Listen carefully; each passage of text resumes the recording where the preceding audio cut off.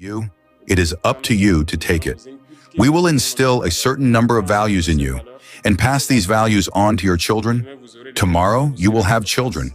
You will be in our place, and you will also give everything so that your children are in better condition than you. When I listen to you today, you are better than us. We want your children to be better than you. So we have to instill a certain number of values in you. And today at school, we have introduced a certain number of subjects. Civil education, which I teach at the Ministry of Teachers. It is to train you in patriotism so that you can take back your country. And it requires a certain number of values that you have to understand and put into practice every day. There is Excellency Captain Ibrahim Traoré, President of Burkina Faso, Head of State. We, the children of Burkina Faso, are here today on the occasion of World Children's Day to share with you the point of our meeting at the hemicycle. This year, we have had an incredible experience. We sat in the Legislative Assembly of Transition as deputies under the presidency of the President of the ALT. During this session, we asked important questions to the ministers about the promises you made to us during our meeting last year. With the Minister of Humanitarian Affairs and National Solidarity, we talked about the measures that have been taken since last year to further protect children from child marriages. Concrete actions have been carried out this year to move children away from orphanages and allow them to continue their education. With the Minister of Health, we asked questions about your commitment to strengthening free care for women and children. We asked for the progress made this year so that this commitment becomes a reality for all families. We also asked where the construction of the hospital was, mother-child, so that children and their mothers can be better cared for.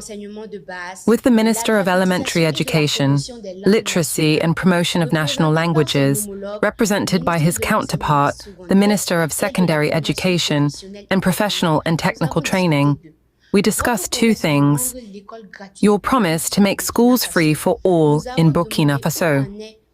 We asked where this promise is and when all children will be able to go to school without danger, and actions that have been taken this year so that schools are better adapted to the needs of disabled children and that they can learn in good conditions. We were very happy to hear the minister's answers. We were very happy to know that marriage has been brought back to 18 years old and that several activities are being carried out to prevent children's work in orphanages. And there is even a green number to denounce those who make children work. We have also learned that the government puts 30 billion francs each year so that children under the age of 5 and pregnant women can be treated for free.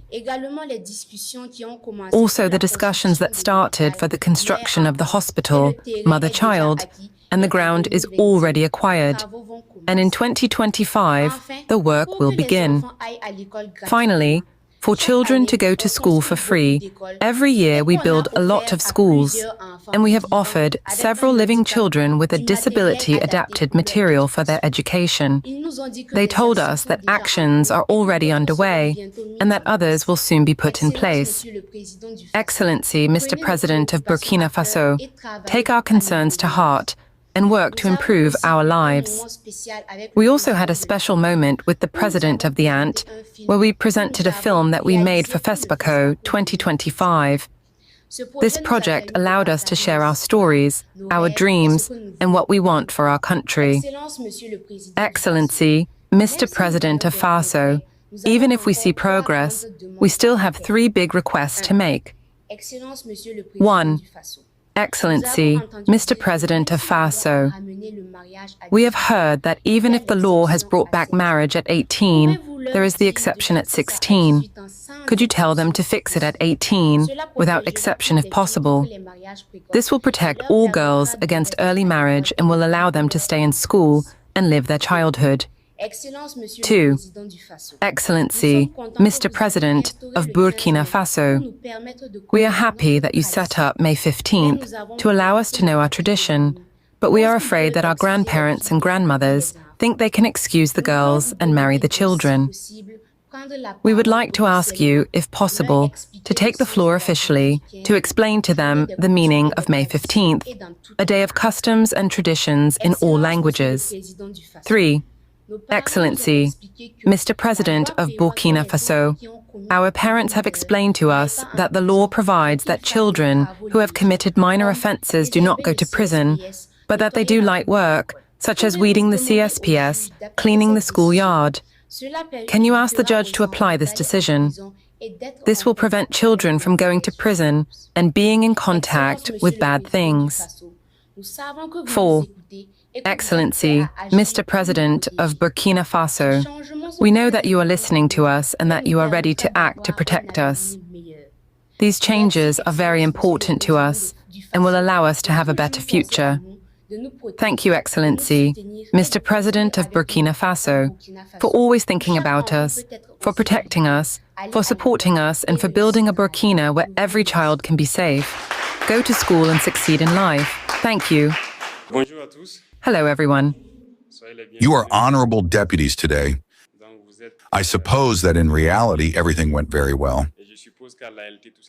Yes, the ministers were able to respond well. Were they convincing? Okay, thank God. In any case, there are many things that we have undertaken in favor of children, and everything we do is in favor of children. You are the future of this nation. You are the future of the country, so everything we do is for the children. This must already be understood. Every initiative we take is for your well-being. It is so that you can live in good health, go to school, thrive, and do everything you can for the country. Many changes have been initiated. Many things remain to be done. It all depends on the rhythm at which we go. And as you can see, there are many children who were displaced, but who are starting to resume classes little by little in several localities. This is due to the abnegation of the security forces and the VDPs who are on the ground, who give themselves body and soul, who sacrifice themselves day and night so that you, the children, can live in peace and go to school. Just today I was learning in one of the regions. There are at least more than 10,000 children who have resumed classes. Classes have been officially opened, and I think it goes in line with your aspirations, which are that all children can go to school. Educational infrastructures are in full improvement. And I think there are many children among you who come from certain regions who have seen during the rainy season a lot of schools that have disintegrated and therefore have a negative impact on your classes. We have developed a new school model, and we are trying to find ways to implement it everywhere in Burkina Faso so that storms and other natural disasters cannot impact your studies. During the year, there have been a few floods, and in Bogota, there is a school where the waters almost trapped the children. Thank God the firefighters were able to intervene quickly. All this prompted us to think of a school model that will allow children to study safely and to study well. In terms of health, as you say, it is real. We are now launching the Hospital Mère Enfant.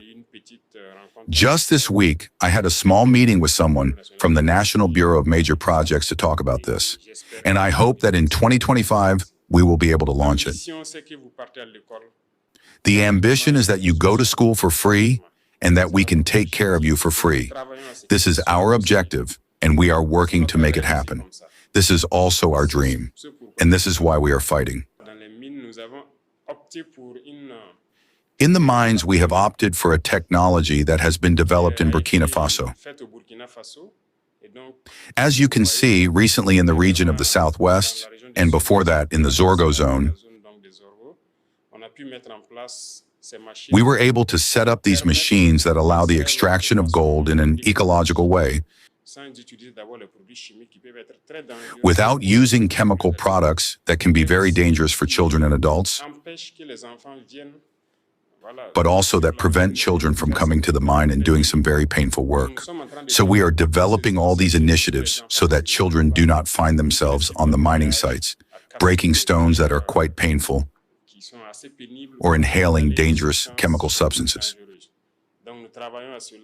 So we are working on this so that as soon as possible, in a very short time, we will no longer hear about children on the mining sites. And regarding some of the issues that you have just mentioned, we have noted, we are going to see it is the Code of Persons and Families. The paragraph that deals with this situation of authorization for 16 years is not the authorization of parents only. There is the person concerned. So we will see if there is a place to readjust to adapt to what you want. But we wish that at the age of 18, there is this freedom to choose whether to go to a union or not. At 18, we no longer have a child, so that we can set the age at 18. But we are going to reflect on this paragraph of the Code of Persons and Families and see what can be done. The other grants also are current grants. As you said, we are going to see what can be done with the sectoral and ministerial departments. And I suppose that next year, if God pleases, you will be able to ask them questions about a start of execution of what you want. Traditions and customs are not only what you have said. We have noticed that many people can confuse things. But understand that we continue to educate to raise awareness and to explain to people why these days. I think that we went to the museum to see some cultural values that are specific to us. It was also a message to all the actors so that they understand that what we are looking for are some very important values in our cultures that we have left behind, but that could be useful for us. This is what should be expressed. I will give you an example. You see, there are in some villages people who had knowledge of forging who were able to take the earth and extract the iron. But today, are there children who are initiated in this? Are there young people who know how to do it? I don't think so. But still, we buy the iron from the outside. Do you understand? Yet in our cultures, there was this. But we lost it.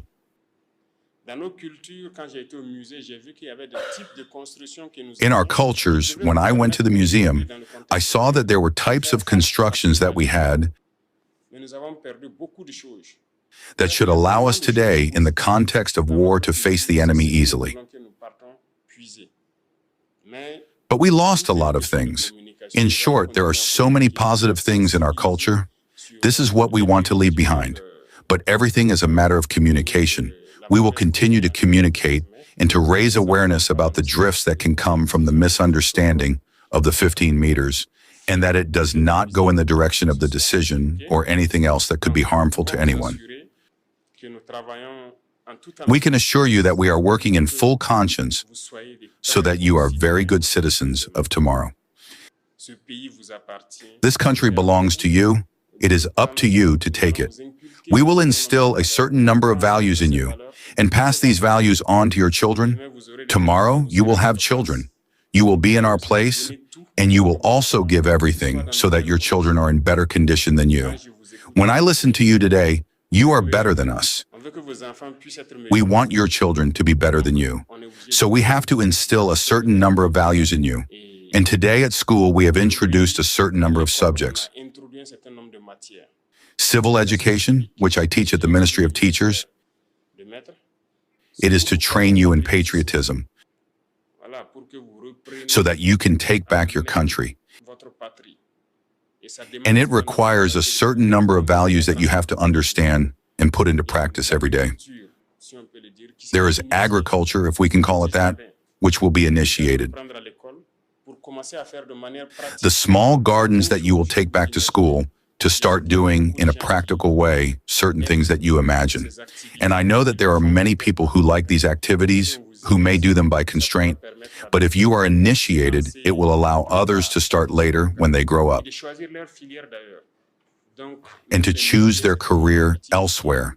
So even the jobs, a certain number of small jobs will be introduced at school so that those who have a passion for mechanics, electricity, etc., can, from a certain age, start to touch the finger in a practical way and to be able to specialize at some point to be very efficient in the field they have chosen. This is a number of innovations that we are introducing at school. But we are still listening. Maybe you can think about something and make contributions. So you are not just children. Don't say that you can't contribute something. You can think, make proposals to your supervisors. They will make us go up and it will allow us to improve many things. Do we understand each other? So don't worry, we are doing everything so that you can be very good citizens and that you can live with dignity, the resources of your country, and that you have a promising future. This is our fight, and we will continue to fight for it. Thank you very much for coming to say hello. I am very happy to welcome you. I am always very happy to be among the children. If I could spend all my days with you, I would do it. But you have to go to work. I also have to go to work. But I hope we will meet again very soon. Hey fam, ever thought about investing in Africa? Burkina Faso might just be the jackpot. Picture this, a country rich in gold, vibrant culture, and growing opportunities. Burkina Faso is on the rise. Now, why should Black Americans care? Simple. Investing in Burkina Faso means tapping into a market that's been underestimated for too long. Imagine putting your dollars where your roots are and reaping the benefits. Think of it like this. You get to support a community that looks like you while building your wealth. Plus, the government's rolling out the red carpet for investors with incentives and tax breaks. So, if you're dreaming big and looking to diversify, maybe it's time to give Burkina Faso a closer look. Your future self might just thank you. Until next time, stay savvy, stay woke, and keep investing.